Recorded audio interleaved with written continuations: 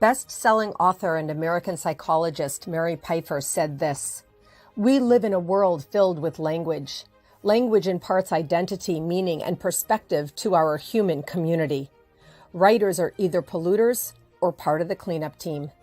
Just as the language of power and greed has the potential to destroy us, the language of reason and empathy has the power to save us.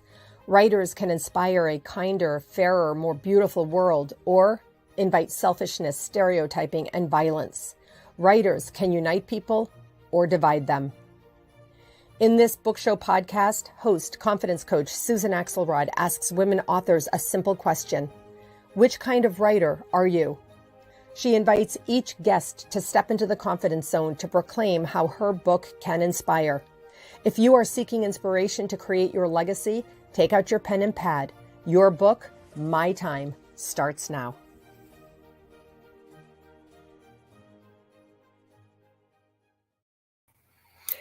Hello, friends. Welcome to this important podcast discussion for your book, My Time. Today, we are going to be talking about psoriasis. Psoriasis is a skin condition, which we will learn about from one of the experts in the field, Thomas Petty.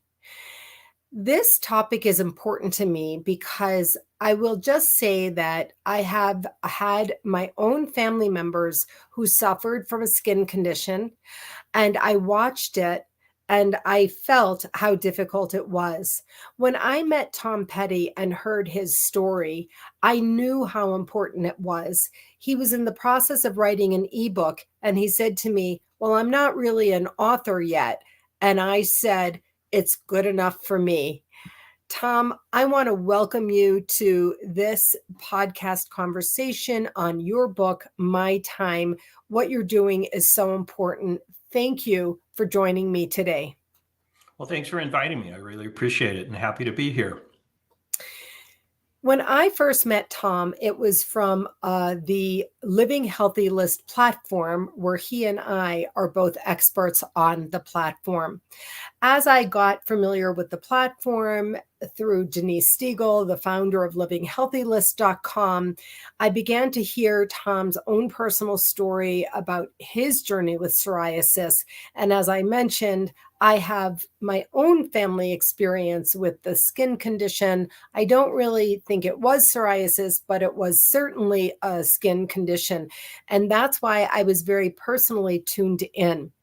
Since I met you, Tom, since we've been talking about psoriasis, since I've been to your website, since I've read the blog posts you've posted on livinghealthylist.com, of course, my own awareness has been raised, and I see it more often now.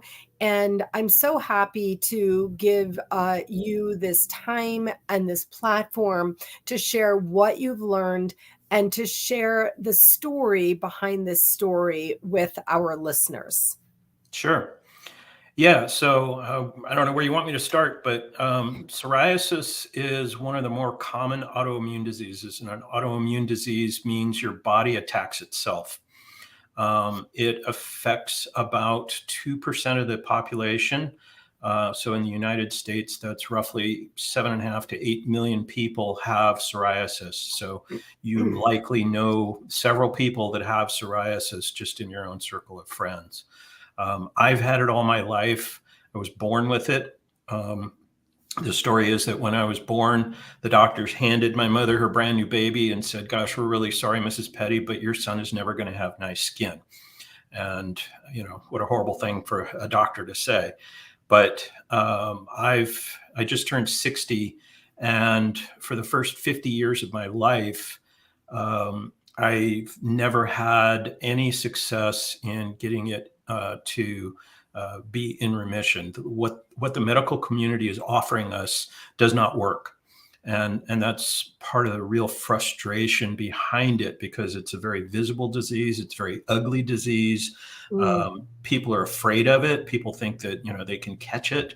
And it really affects our self-esteem and who we are as people, because we feel ugly. We feel at its mercy. We feel like, you know, we don't have any control over it. So it's just a miserable, frustrating disease for us.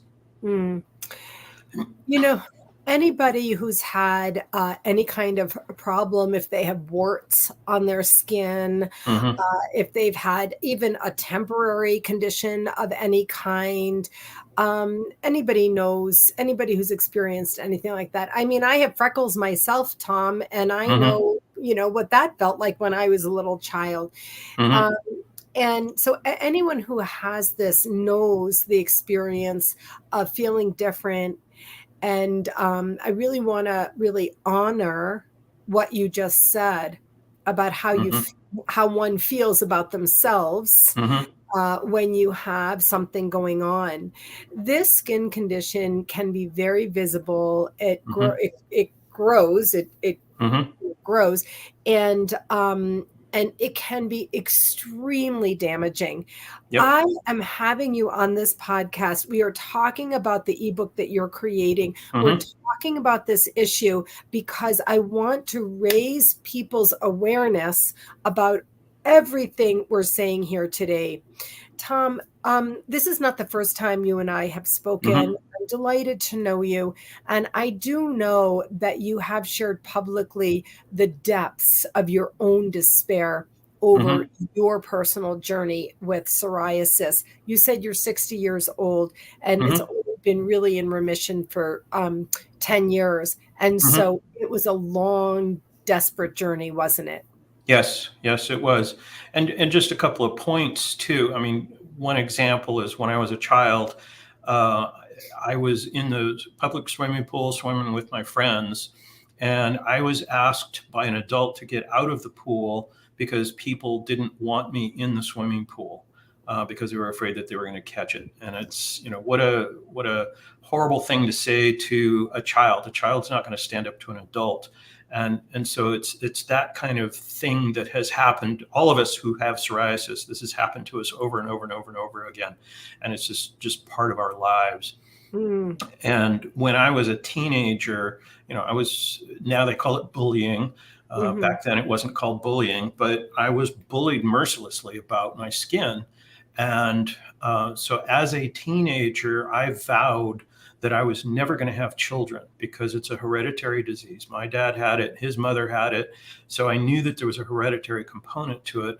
And so I vowed that it was ending with me. I was never going to pass this along to anybody because I didn't want anybody to live with what I had put up with. And for a teenager, that's a pretty big deal. So, and I never have had any children. I'm evil stepfather to two girls, but I'm sure you're evil. yeah, Yeah. I'm the wicked Yeah. stepfather. But no, Yeah. I've never Mhm. had any of my own children. Mm. Imagine, I want to speak directly to our listeners, our viewers, and our listeners today, whether you're watching this live or whether you happen to be catching this anytime in the future. Imagine a teenager who already knows that they, in quotation marks, can't, wouldn't bring children in the world because of this hereditary disease. This is so deep, so profound. And I'm slowing my voice down, Tom. You know me, I usually speak very quickly. I'm very Hmm. emphatic and, but I'm really slowing my cadence. I really want to bring attention to this. I really want people to understand how serious the nature of this is. By extrapolation, of course, there's so many other issues and ailments and Hmm. concerns that we can learn and grow from this discussion as well. Hmm. So let's bring you forward and share how you got to be offering strategies. You're a professional speaker. You get hired to come Hmm. in and speak about psoriasis, speak Hmm. about this type of situation. Tell us how you got to your strategies. What was the story of the last decade that you're Yeah. referring So to? the very, very short version of the long and sordid story was that almost just over 10 years ago, my wife became very ill, and they thought she had had a stroke. And so they gave her drugs and sent her home. A couple months later, she had another stroke, or what they said was a stroke that was worse. And every couple of months, she continued to have this. And they started thinking, it's like, well, maybe this isn't strokes. Maybe you have multiple sclerosis, but we're not sure. Anyway, several months went by. And in July of 2012, we had gone to a party. She was fine. She was recovering. The next day, she woke up and she was paralyzed on the left side of her body. Couldn't move her arm. Couldn't stand on her left leg at all. I could barely get her on and off the toilet. And at that point, they thought she had brain cancer. And but they weren't sure. And they kept, we can see it. We can see it in the MRIs. We can see it in the CT scans, but we don't quite know what it is. Anyway, I started doing a lot of research, a lot of online research, and it took them 3.5 years to diagnose an autoimmune disease that was attacking her brain. My autoimmune disease attacks my skin. Hers was attacking her brain. And the doctors were like, we don't know what causes it. We don't know why this happens. We don't know. Usually it goes away. Most of the time it does, but sometimes it doesn't. Sometimes it comes back. We don't know why, blah, blah. And through all this research that I was doing, I came to the conclusion that there had to be an external factor that was causing this for my wife. It had to either be toxins or it had to be food. And I told them, I said, I think it's food. I think it's food that's causing this. No. It's not food. It's absolutely not food, but we don't know what it is. So we ended up ignoring them. We completely cleaned up our diet, kicked the standard American diet or the SAD to the curb, and cleaned up our diet, got rid of the sodas and all the typical stuff that we Americans eat. And my wife continued to improve. She went from being in a wheelchair to using a walker to using a cane, and now she doesn't use any walking aids. Meanwhile, suddenly my skin started clearing up like magic. And it's like, I've had horrible psoriasis all my life. And it's, I'm onto something here. And the doctors that were, no, it's not food. There's no way that it's food. Yes, it is food that is causing this. And so we're very, very specific about what we eat, what we don't eat. And my wife's disease has never come back. I'm now 99% in remission.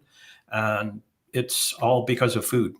This is so extraordinary. First of all, thank you for letting us know that your wife is in better shape now. Mm-hmm. I'm really, really, truly gratified to hear that.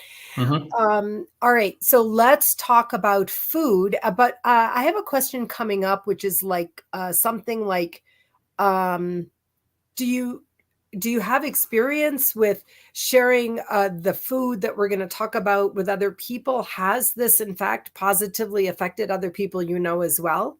Absolutely. So, yeah, I have a program that people can go through, and it basically teaches them exactly what to eat, what not to eat, what are foods that you need to add to your diet that you're probably not eating now, and even what supplements to take. And there are very specific supplements, but supplements isn't the answer. We're used to taking a pill and I feel better. Pills aren't the answer. That's maybe 10% of the solution. 90% of it is food. And omitting the foods that are making you sick and adding in the foods that are going to heal you. Can you talk about the ebook that you're working on that's in progress? What's in your ebook? What's it called? Talk to me about it. Sure. So the ebook is entitled Heal the Fire Within You. Yeah.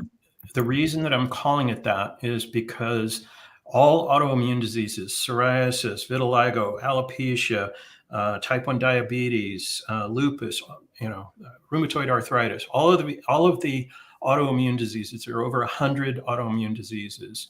They all have one common factor, and that is internal inflammation. So your insides are inflamed, and that's the fire. And so it's sending signals from your gut up through the vagus nerve to your brain. The vagus nerve is the largest cranial nerve in the body. Yep. And it's saying, hey, we got a fire down here. We got a problem. Send in the troops. So the brain sends signals to send in some specific cells. They're called T cells. They're white blood cells that are designed to fight viruses and bacteria. And when they get there to the gut, they're going, wait, there's nothing here to fight. So we don't know what to do. So instead they run around and attack other body parts. So in my case, it attacks my skin. In rheumatoid arthritis, it attacks the joints. In my wife's case, it attacked her brain. And so it's the internal inflammation that is causing this. And if you cool the inflammation down and heal the gut, then your autoimmune disease is going to go into remission. So this is all material that is going to be captured in your ebook. Yep. Okay. So yeah, it takes you step by step on what you need to omit and why, the science behind why you need to, this isn't, hokum. This is all 100% based on science, and everything is based on things that PhDs and MDs and, all the research, and all of this is being condensed down into the book that is going to teach people how to deal with this. Good. Okay. This is so important. I just can't stress enough how important this is. And this is why I wanted to have this conversation with you today. When I invited Tom to be on my podcast, as I said before, and he said, well, it's an ebook. It's not a hard book. It's not a real book. I'm like, I don't care about any of that. That's not right. more important than our conversation today, where we are talking about this. I work with women more than I work with men, although I do have men clients, of course. And so many women have these autoimmune diseases. It's so proliferating from the inflammation of which you speak. I've studied the vagus nerve. I'm familiar with the vagus nerve, and the tools and techniques to, quiet down the vagus nerve, to settle down the nervous system. I myself am starting a training and certification program this fall in level 1, teaching for what's called Tai Chi Easy. Oh, okay. Because of the nature of the embodiment work that I've already done, I've already called into my work. And I'm wondering if there is any of that as part of your strategies, the tools to support yourself.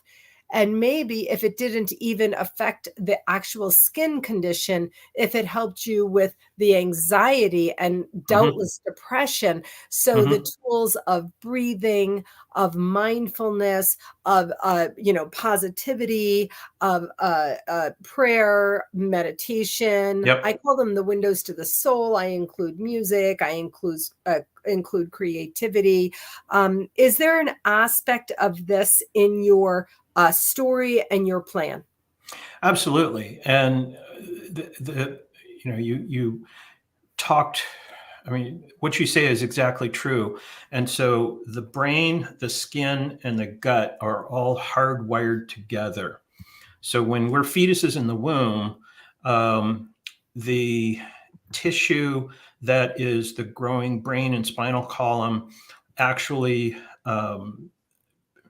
mutates isn't the right word, but I'm blanking on the word, but it also becomes the skin tissue. So the brain and the nervous tissue and the skin tissue come from the same original cells in the fetus. And of course, the skin is completely intertwined with nervous tissue. And then, as you say, the vagus nerve is hardwired into the gut, largest cranial nerve. So having an unhealthy gut absolutely leads to depression. It leads to mental disorders. It leads to those kinds of things. And so when you heal that gut, and then that also causes stress because you get a psoriasis flare up. So now you're stressed. So then that's adding to, so you just end up on this hamster wheel that is just kind of a self-feeding machine, that it's just, you're getting worse and worse and worse, and it's affecting your mental health, it's affecting your skin, it's affecting your gut, and you just get into this vicious cycle, basically. So the meditation and the prayer and all of that is absolutely key to helping.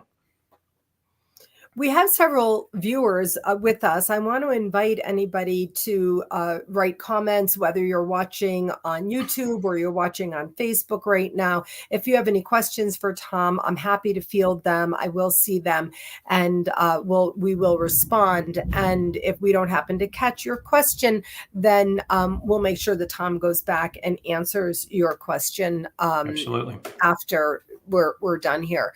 So there can be no doubt that there's this associative situation that when you have an autoimmune disease, then you're clearly, it's impacted by stress.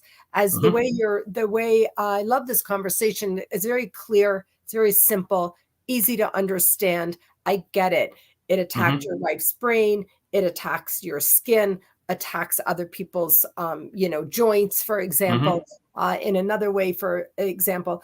And so these tools of mindfulness, of being in the conscious awareness of your breath and all these things are absolutely a vital component to the process of healing as you're sharing it with us. And then also the food itself, as you were very clear, you said what you eat matters. So stay tuned, folks. Watch for the ebook to come. It's absolutely vital that you understand the food you ingest matters. You called it SAD, Standard American Diet. It's filled with chemicals, processing, the sugar, the salt, everything, all of these things. Would it be simple to say that there's something that you cut out in particular or something that you add in particular? Can you give us one or two ideas about what that looks like? Yeah, well, yeah, there's 5 things that I've cut out of my diet. But the 2 biggest the 3 biggest ones, you already named sugar.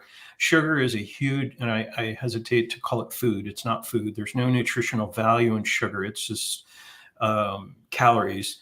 But your body reacts to sugar and even sugar substitutes like Splenda and Equal and those kinds of things.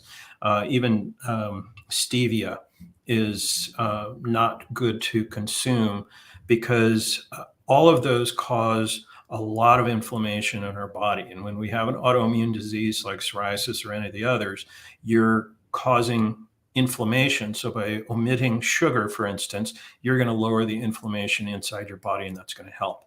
So number one is sugar. The 2 bigger categories are legumes and grains. And if we look back in history, in time when we humans were hunter-gatherers, the Homo sapiens have been around for 400,000 years, something like that. And so we ate what we could catch or harvest. And legumes and grains were not part of our diet until about 10,000 years ago, when agriculture was started in South Asia. And so legumes and grains actually produce chemicals that are called lectins, that they're proteins that are to prevent them from being eaten. It's the seed part that the plant doesn't want to be eaten because that destroys the plant. And so it actually is designed to disrupt the intestinal system of insects or animals, whatever it is that's eating it. And it causes the same reaction in the human body. And so in the last 10,000 years, we have not evolved enough to be able to safely consume the lectins, and it's disrupting the gut bacteria and causing that inflammation. Anytime I hear about it being necessary to cut something out, usually it's cutting something out of your diet, especially something as prolific as sugar, legumes and grains. That's interesting. I always ask this question, well, how do you really do that?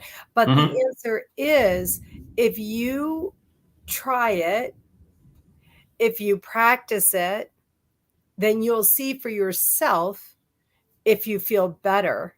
Right. And when you feel better, then it's no longer actually a sacrifice, but Hmm. a benefit.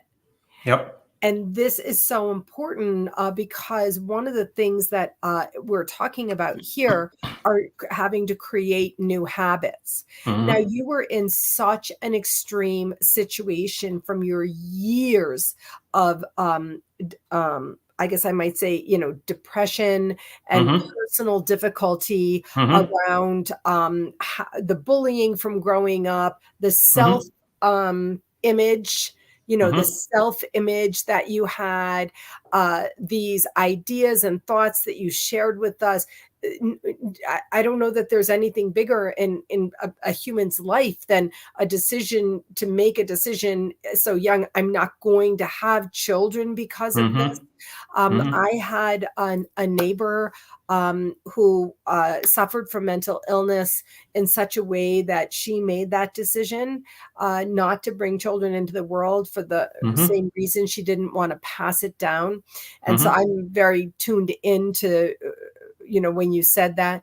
And I just want to really just sort of call in the blessings of what you're offering us today, that whoever would imagine between 50 and 60, after all the years, that you would have lived a more well life after Hmm. spending a fortune and time and energy and effort on working to figure all this out, but living, it sounds like you lived with more years of never imagining that because That's you right. said you figured this out because you were doing something for your wife, this Correct. non-diagnosed or ill-diagnosed situation that she was in, Right. was what led you to this. And then you said, all of a sudden, I realized, or eventually I realized my own condition had receded as well. Correct. And So, what's really frustrating to me, and I mean no disrespect to the medical community, but the medical community does not have good answers for those of us who have autoimmune diseases. mm, And for psoriasis, it's typically here's a cream and an ointment. That doesn't do anything. All that's doing is treating it topically and reducing the inflammation. It's not getting to the cause. mm, Um, so they don't treat it holistically. They don't treat it as a body issue. They treat it as a skin issue. And what I say is that psoriasis is not a skin disease. It is a disease of the skin, but it is not a skin disease. It's not a fungus or something that it's coming from the inside of you. mm. And the medical doctors typically, the 2,000 hours of training that they go through in medical school, 1%, 20 hours out of 2,000 hours is spent on nutrition. All the rest of it is, whatever else it is that they're learning, and they're trained to give us drugs. And Right. drugs, I don't take any medications anymore. It's you can heal yourself without the toxic medications. The new um, exotic stuff that they advertise on TV, the biologics and things, it's thousands of dollars of. I'm getting on a stump here, but that medication suppresses your immune system, and it makes you sick. It makes you vulnerable to infections. It makes you vulnerable to tuberculosis. It makes you vulnerable to cancer, and it's suppressing your immune system. So instead, when you eat a diet that is boosting your immune system, your body is going to naturally heal. I mean, I've seen, I've read it, I've seen it, I've heard it spoken out, um, about, you are the food you eat. You How are can what you you not eat. be? You literally are ingesting, you're Hmm. ingesting, all the way down and digesting the food that you put into your system. And when you suffer for 50 years from something, and Hmm. you don't ever really put that together, but we are knowing more and more, and I hope that the paradigm of which you speak, where nutrition is such a small part of a medical degree training, that may change. But this is why we podcasters are here. Well, and to your point about you are what you eat, but you are also what your food ate. So right. Cows, pigs, chickens, fish, guess what they're fed? They're fed soy and corn. Right, grains, right. Grains and legumes. Soy is a legume. And they are fed those because it's cheap and it makes them fat. And guess what it does to us? It makes us fat and it makes us sick. Inflamed. So, like if I love salmon, so I never buy farmed salmon, never buy farmed fish, because that's what they're feeding. And that's not what those animals are meant to eat. Get the wild caught fish, because then they're eating what they normally eat, and they're not stuffed full of grains and legumes. So we're just about out of time, but after the book is done, we're going to have another conversation, because it's expensive. It's expensive to eat healthier. So yes and no, but I disagree with that statement. It's expensive not to eat healthy. Oh, because I'm always happy to be disagreed, and you're right. I heard it respectfully disagree. No, and I heard but the expenses. Yeah, the reason I disagree with that is because we're obese, we have high blood pressure, we have all of these things, and we're constantly going to the doctor because of what we eat. And if you stop eating the stuff that's making you sick, you can stop going to the doctor. My blood pressure went to 90/60. I dropped 65 pounds. My blood chemistry, my cholesterol dropped to 120. It's just, my doctor's like, what are you doing? You have blood of a teenager. Right. So it may be, in fact, more expensive the other way than what the opposite of what I said. Exactly. I get it. Yeah, exactly. I get it. That's a really important reframe, because I think what I just said was a myth. That, I think I was just spoke out a myth that you're helping us reframe, which is important. It's true that, it's pasta and rice and all of that stuff is super cheap. So yeah, you can eat that stuff. It's really cheap, but the long-term effects of it is costing you way more. And also the long-term effects on feeding it to our children. I mean, the obesity epidemic, et cetera. Well, we 100%. Obviously are going to have to continue this conversation. I want to thank you so much for taking the time. How can people reach you? Yeah, if they go to my website, it's controlmypsoriasis.org, and they can contact me through there, or they can watch my little video, and you can get in touch with me through there. Good. All right. I'm delighted to see you again, Tom. Wishing you all the best for your continued success. And we're going to stay tuned to this story. Great. I look forward to it. Thank you. Take good care. All right.